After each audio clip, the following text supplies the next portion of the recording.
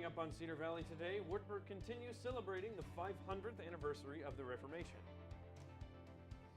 A high school team earns its first Iowa Girls High School State Championship. And a Cedar Valley dog trainer runs a daycare for them that lets them socialize. This is Cedar Valley Today.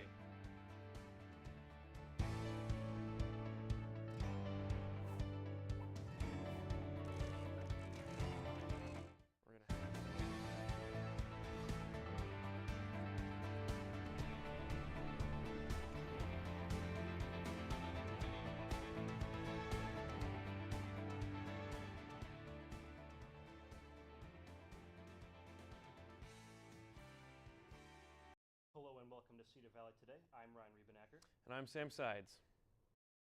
As the year goes on, Wartburg continues to celebrate the 500th anniversary of the Reformation.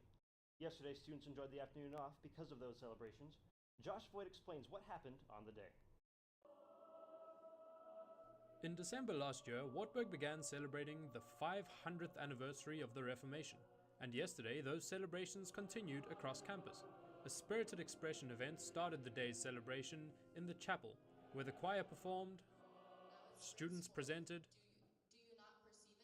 and Catherine Kleinhans, who tries to identify what the college's Lutheran heritage means today, and was one of the main organizers of the day's events, explained why Martin Luther changed so much more than just the church.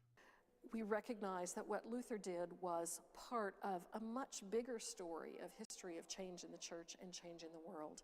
And so to celebrate that with people of other faiths, with people from other places, that makes it all so much more special.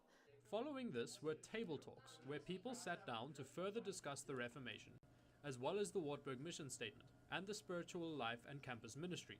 Over 200 people participated in the talks, and Jackson Reynolds, a leader for one of the groups, found inspiration for what people can do to continue celebrating. In the spirit of Reformation, in the 500th year of Martin Luther nailing his 9 to 5 theses, don't be afraid to put your input in on faith and spirituality as a whole in everyday life, in the world. Once the talks were complete, people were asked to reflect on what issues Wartburg can continue to address, as well as how they can continue to pursue their own faith and spirituality. These were then written down on sticky notes, and some of them are stuck up behind me with more around the rest of the chapel. For Cedar Valley Today, I'm Josh Voigt. These celebrations will continue next Saturday as a play titled A Parade of Witnesses will be performed in the chapel. A girls' cross-country team takes the first state title win in their school's history. High school sophomore Jenny Twyett helped lead the way for the Hudson Pirates girls cross-country team to win the school's first Iowa Girls High School State Championship. After finishing in the runner-up spot 1 year earlier, the Pirates nailed their first title on Saturday, October 28th in Fort Dodge. Twyett led the team with a time of 19 minutes 47 seconds and finished 13th. Hudson scored a team total of 104 points, beating out Panorama by 11 points for the championship. Now we head over to Ryan for the weather. What's it looking like out there? All right, thanks, Sam. So coming into your 4-day forecast for Wednesday, we're going to have slight showers, high of 45 degrees, low of 38 degrees. Coming on into Thursday, temperature's going to pick up just a tad, 50 degrees, still raining, low of 30 degrees. Friday and Saturday, then we're going to have a little bit of sunshine Friday, high of 44 degrees, low of 36. And Saturday, we're going to end it off with a little bit of rain, 47 degrees, low of 42 degrees. Back to you, Sam. Thanks. In Waterloo, the Canine Playhouse provides a fun alternative to dogs who are alone during the day.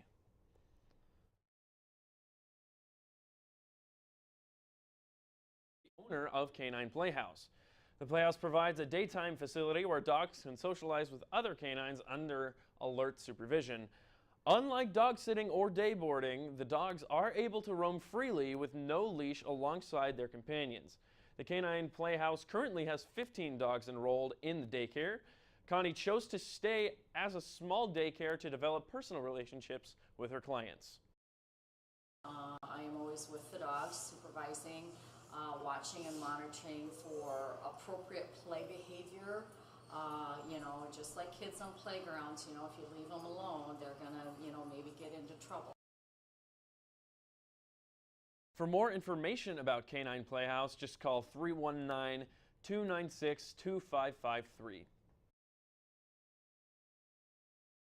When we come back, we will be taking a look on the day of the scare. We'll be right back.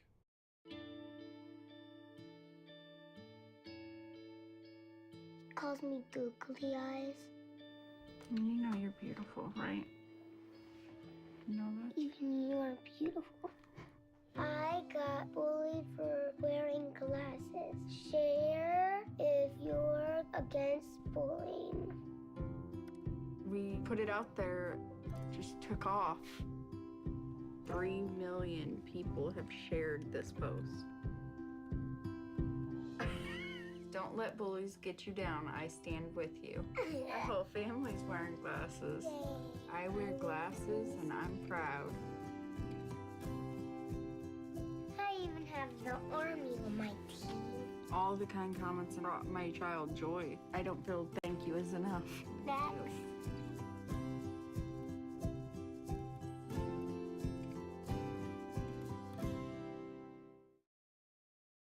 Every time I hear the alarm bell go off in school, I think it's an air raid. A lot of houses in our neighborhood have been destroyed. I like to close my ears and sing songs whenever the bombs come close. I'm worried our new neighbors won't like us. But I know it's all gonna be worth it. I just want my family to be safe. But these are not my words. These are not my words. These are not my words.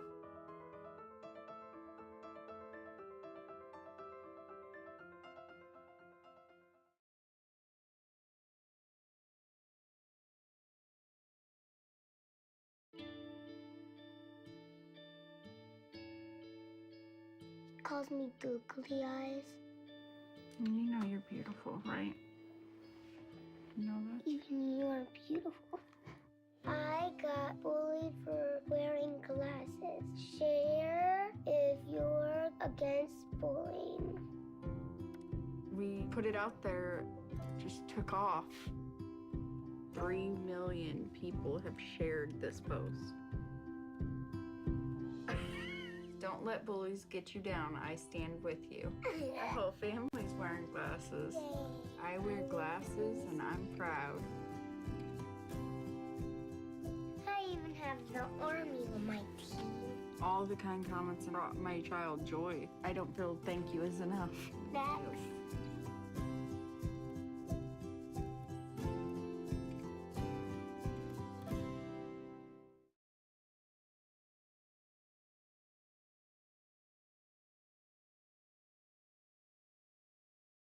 Here's a look at yesterday's Halloween events. The Student Center Council recently hosted a scary yet tasty event. The here on SCC campus. decided to spend their Yesterday, I took a Halloween look at in this Wartburg Halloween College's event here Mensa, at Wartburg. where they held the Monster Mash, a costume contest that students could enter before enjoying their dinner. Many students decided to throw on their costumes and enjoy the festivities. From beloved characters to animals, and even a Wartburg College knight was dressed like a witch. Students who dressed up were also given the ability to sign up in the hopes of receiving a prize. Right now we're hosting Monster Bash, which we do a costume contest, and we get 3 really big cookie cakes, and we have people that first through third wins those. The Monster Mash was about more than just the costumes, however. The Mensa was also given a Halloween makeover, and students were given Halloween-themed punch, self-serve Halloween cookies, and much, much more. In addition to the Monster Mash, the Student Center Council wants to remind you that it hosts many other events throughout the academic year. We do Monster Bash is one of our bigger events, which is going on tonight. We have costume contest, we have dirt dessert, our ghoulish punch, all sorts of fun stuff like that. We also have PB&J night, which is like a study break, snack bowl, all sorts of fun stuff. Dining Services is also holding a survey that they emailed to students over their Wartburg emails. In this survey, students are able to give both positive and negative feedback to Dining Services in order to help improve dining quality here at Wartburg. Reporting for Cedar Valley Today, I'm Ryan Riebenacker. All in all, the Monster Mash event hosted by the SCC was a big hit and brought in students in droves. Over in Indiana, a terminally ill father got a family-filled Halloween surprise. Aisha Tolliver has the story. ahead of Halloween night. 4-year-old Blaine Ellerbrook got to trick-or-treat a little early with his heroes. He even got to sit in a fire truck and sound the horn. A special day for Blaine, but even more special for his real hero. Blaine's dad watched it all happen from the 4th story of Deaconess Gateway Hospital. Joe Ellerbrook is terminally ill with ALS, and even though he can't speak, his face shows it all. You never know what's going to happen day to day, and I'm just glad to see him smiling and getting to enjoy this moment with us. I have never seen him smile this much in the 3 years that we've known him. The idea all started with a few nurses like Ashley Gash, who have taken care of Joe since he was diagnosed. Gash says all Blaine's known is his dad in a hospital bed. We watched him go from walking and talking to needing to be trached and not being able to breathe on his own to being almost completely paralyzed. And he is very special to us. Right. Like many 4-year-olds, Blaine looks up to firefighters and police officers, and local first responders jumped at the chance to be there for him. Me as a father, and those of us who are in first responders that are parents, there's a lot of times because of the nature of the job that we do that we can't participate with our children. So we wanted Blaine to come trick-or-treat with us, and we wanted Joe to be able to see it. The trick-or-treating continued inside the hospital where Joe could watch his son's joy up close. There was tons of candy and gifts, including a nurse's outfit. And after a quick costume change, Blaine ran to check his dad's pulse. That's above flowing. That's above flowing. Aisha Tolliver, 14 News. Blaine's mom said this could be the last Halloween Blaine gets to spend with Dad.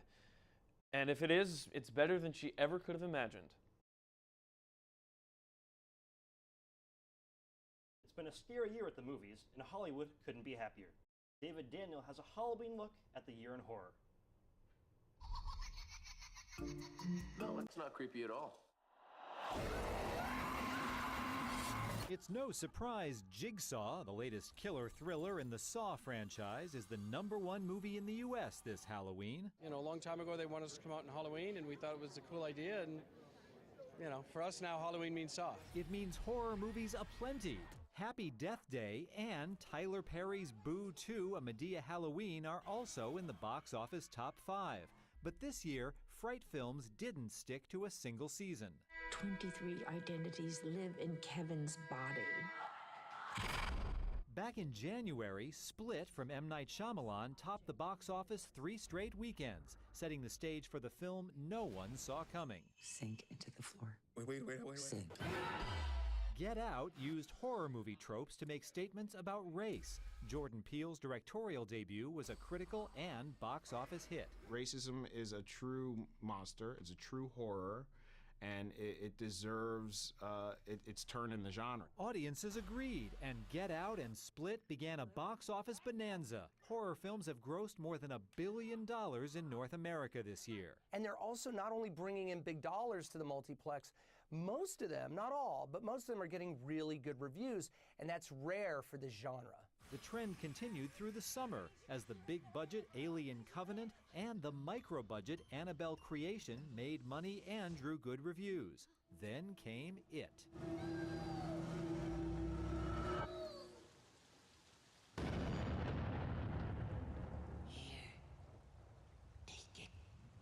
The critically praised Stephen King thriller has scared up well over $300 million domestic, one of the top-grossing movies of the year in any genre. And I think when you have that combination of a really good movie, but it's wrapped in the framework of a horror film, that's box office gold, and that's what people love. In Horrorwood, I'm David Daniel. There's a lot of great choices for new movies if you or anyone you know are still looking to celebrate this Halloween season. Halloween is a time for candy. It's a big deal for kids, but it could be pretty unhealthy for them in large amounts. In today's Health Minute, CNN's Kim Hutcherson explains the candy Halloween policy. If you don't have a candy policy for your kids, Halloween might be a good time to start one. The World Health Organization says kids' daily caloric intake from sugar should be about 10% of total calories. However, the CDC says it's unfortunately much higher than that. Even on non-Halloween days, they say about 16% of boys' daily calorie intake comes from added sugar, and girls are getting about 15%. Setting limits for how much candy kids consume can be good as long as guidelines are realistic, consistent, and positive. Some experts suggest 1 piece of candy per year of age, like allowing a 5-year-old 5 pieces of Halloween candy a day. Also, consider storing that candy in a central location in the home instead of a child's bedroom. And if you're concerned about your children's teeth, some dentists suggest chocolate as their preferred choice because it doesn't stick to the teeth and it melts away in the mouth. It also contains the antibacterial tannin that can get rid of some bacteria in the mouth. For today's Health Minute, I'm Kim Hutcherson. A candy policy can be a good way to keep your kids healthy, even with all of the candy that they may have picked up in the last couple nights. The Food and Drug Administration is warning about the dangers of excessive black licorice consumption.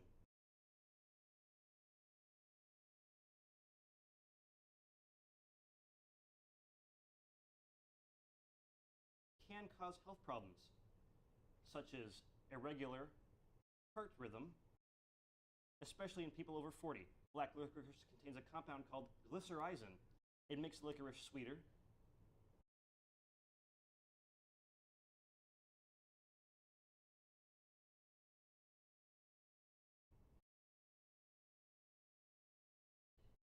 If you are prone to irregular heartbeat or muscle weakness and you've eaten a lot of black licorice, stop and put in a call to your doctor. When we come back, we look at what is trending in the Cedar Valley.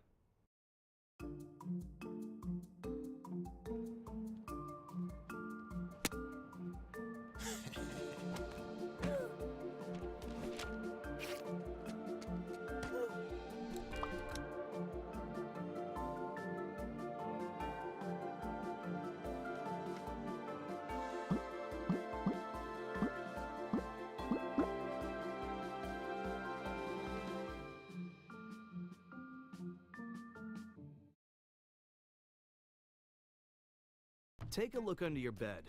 Find stuff under there? What about jobs? No? Now try your closet. Still no jobs? Just more stuff?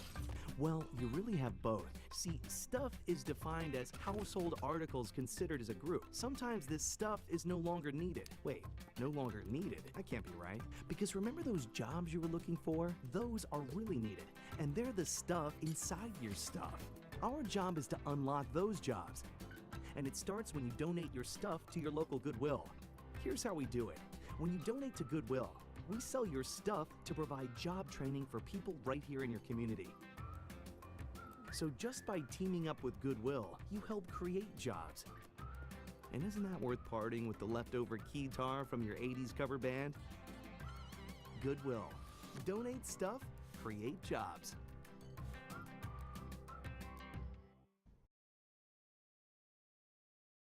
Here's what's trending in the Cedar Valley.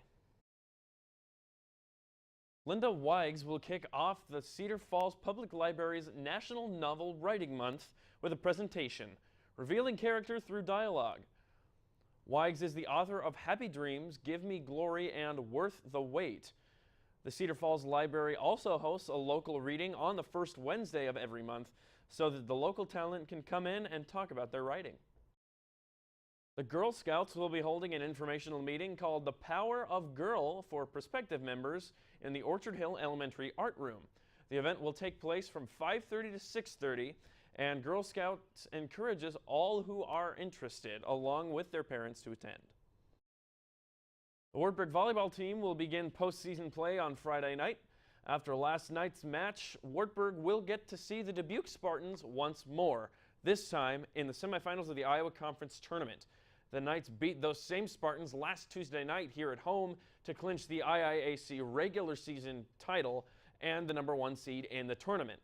The game is set to start at 7 o'clock on Friday night at the U.S. Cellular Center in Cedar Rapids. If they win, they'll play again Saturday for the Iowa Conference Championship, and you can catch coverage of both of those games on KWAR. The Waverly Public Library and the Wartburg Community Symphony will be hosting an instrument petting zoo on Saturday from 10 a.m. to noon. The symphony will provide a variety of different instruments for visitors to try out. Admission is free to the public.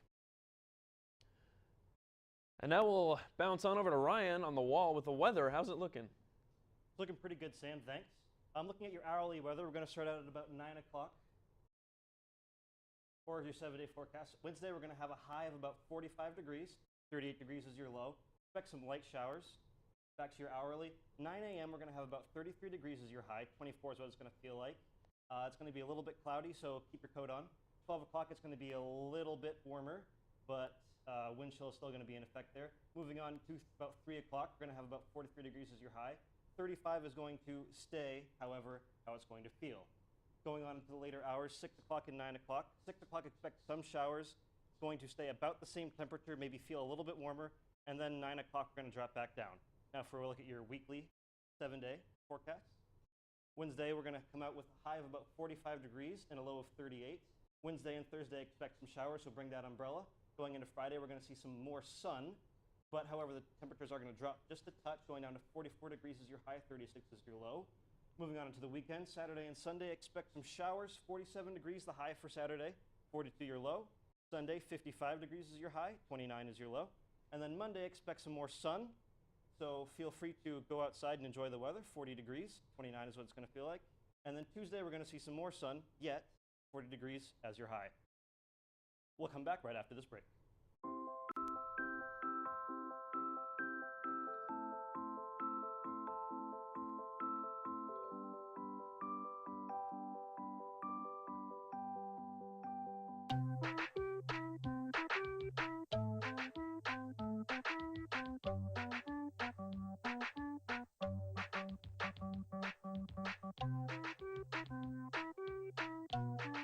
Start a story. Adopt at theshelterpetproject.org.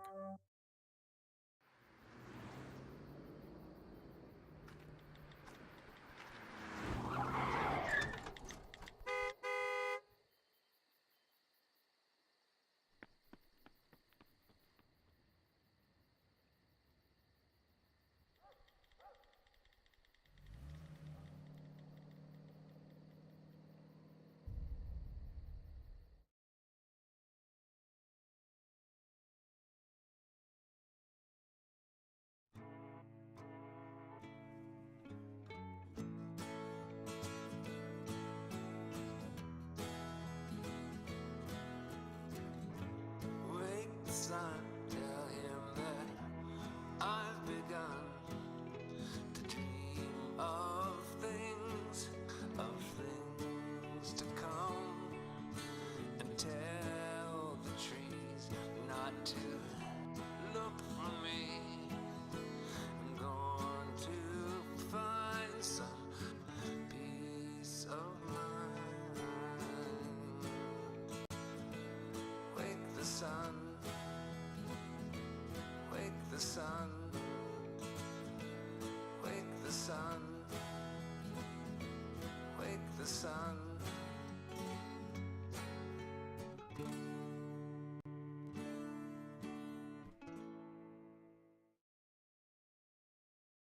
Well, the dust has seemingly settled in the Student Senate following the resignation of the now former Student Body President Carl Jeschke, and things are looking up. Joining me this morning is the new presidential inductee, Naomi Elena. Thanks for joining me this morning. No problem.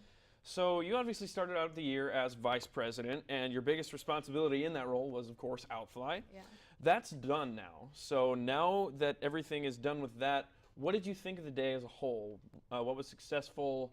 Were there some things that could have gone better? What are your thoughts? Yeah, I think it was very successful. I mean, every year the vice president Outfly committee put a lot of work into planning Outfly, and it's only as good as like the participation that we get. And this year there was a lot of participation from both underclassmen and upperclassmen, and I think that's what made it great. It was a great day. It was a lot of fun. So now that that's done, you're starting to fully immerse yourself into the presidency. How is the adjustment going from VP to the president role?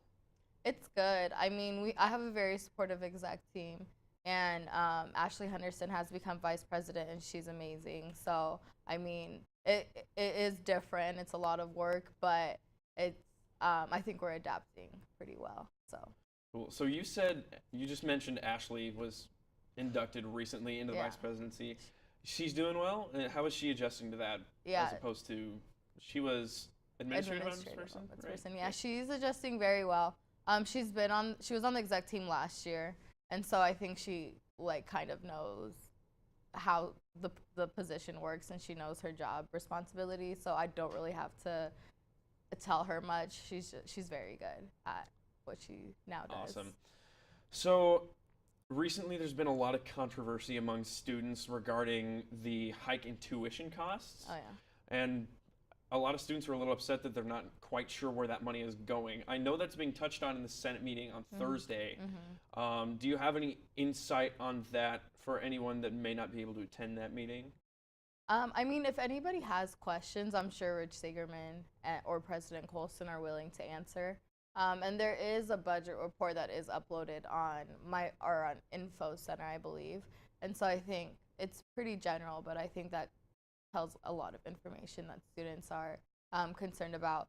But I know Rich Sagerman and President Colson are willing to answer any questions. So if somebody can't make it to the Senate meeting on Thursday and still have a question, I think shooting an email to one of them would get their question answered. So that starts at 11:30, right? Yeah. And is that going to span pretty much the whole thing, or is that going to be more earlier, later in the meeting?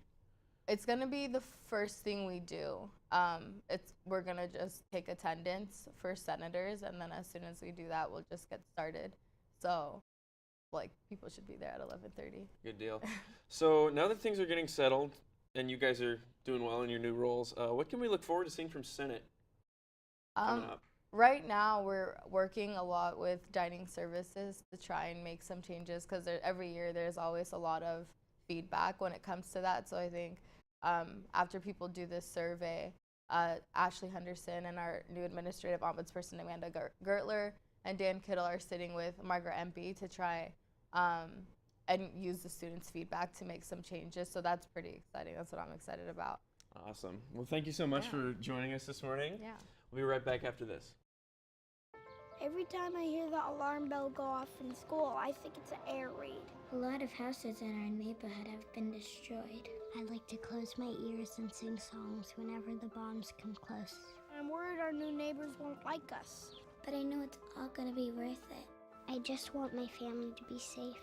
But these are not my words. These are not my words. These are not my words.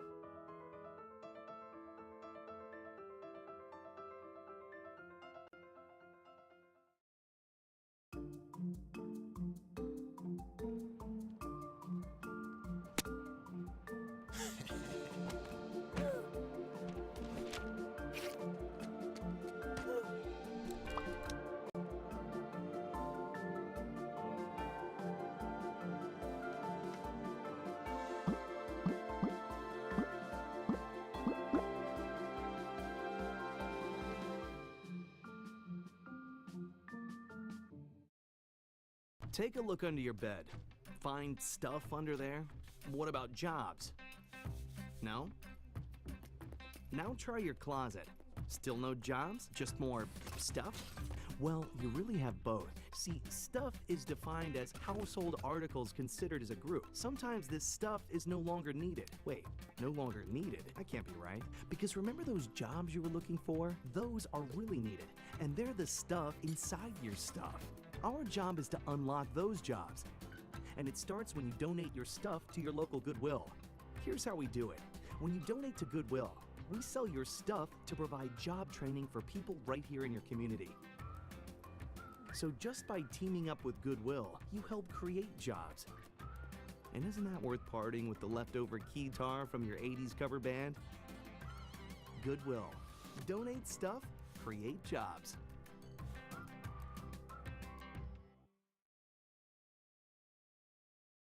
A lost runaway dog was found in an unusual place in Boston yesterday. The runaway dog was caught on camera trotting into Boston's airport train station and onto the platform Tuesday. An employee was able to coax the pooch away from the rail and off the platform. The dog reportedly had a collar, but no identification tags. The male husky was later reunited with his owner.